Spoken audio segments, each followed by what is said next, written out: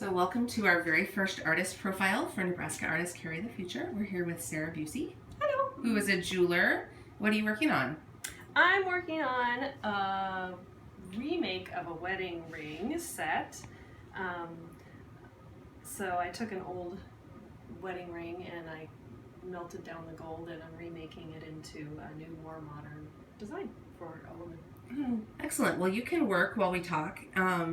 Sara, you get credit for coming up with the idea of a pop-up gallery to support Carry the Future. Can you talk a little bit about why you were drawn to this organization?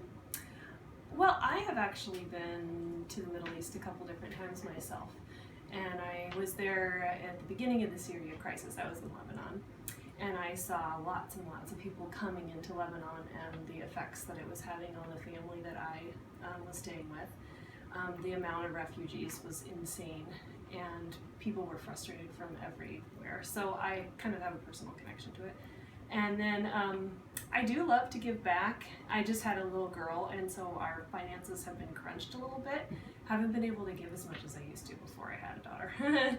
So when I saw that Sara had gone and done some work with the refugees, I thought, why don't we do a show that combines my work and my fellow peers' work, helps us to actually make money as in our profession, and then at the same time combine it with helping refugees. So I really wanted to do something that wasn't asking artists for a donation, because I sometimes get a little overwhelmed with donations.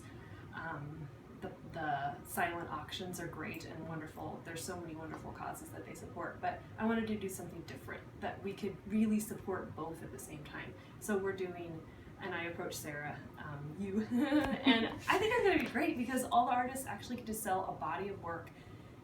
They are donating 30%, which is really just a gallery cut. It's not even unusual for us to give that. And so we'll still be able to make money.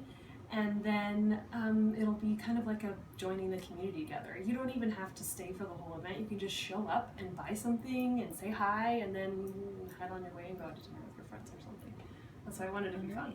So I'm going to kind of scroll past some of your work that you have displayed. And would you tell us a little bit about the materials that you work with and kind of your inspirations and maybe some of the pieces that you're planning to bring to the pop-up gallery?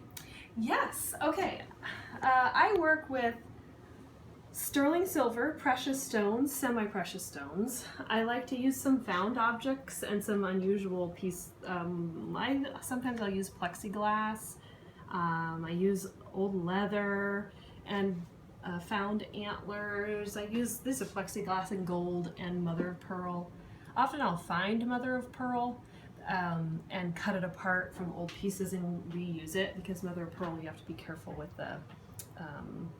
how it's collected from the ocean. I don't know, I do some etching. I like to use my designs, like I'll draw or isolate images that I've taken photographs of, and then I etch them with nitric acid. I use the computer and print onto this special paper. There's a couple pieces here with etching. This piece has an old Victorian lace etched into it. This is the same Victorian lace. I think the two pieces that are out are Victorian lace. Can you tell us the story? I'm going to close in on this for just a second, of this antler with a little strip of gold in it. I love the genesis of that idea. Well, this antler was found out on my parents' farm. They have CRP land. It's just a place where a lot of the animals kind of sleep and stay at night, and it helps erosion, but it's natural. And so we can go out and find shed antler. So I found this, and my dad is a dentist, and he taught me how to set a gold filling, which really, antler is the same material as a tooth.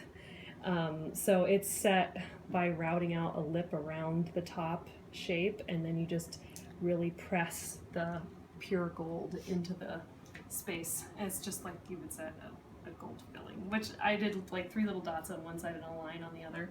It's kind of like a little modern version of a gold filling. I like my work. My work is modern, but I think it feels like maybe it has a little history to it. I like to tell a story, so whenever I design it, it's always around some sort of a theme. And it kind of depends. Sometimes inspiration comes from other people. I do a lot of work for other people. Like this ring is a custom design for a woman has 4 children, or no, 2 children, and then there are 4 people in their family. So I'm making 4 rings, and it kind of represents each person and their family.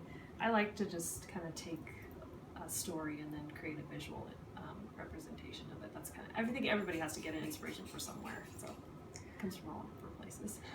Awesome. Well, we can't wait to see you November 17th, 5 to 8 p.m. at the Lincoln Country Club. Thanks, Sarah. Thanks.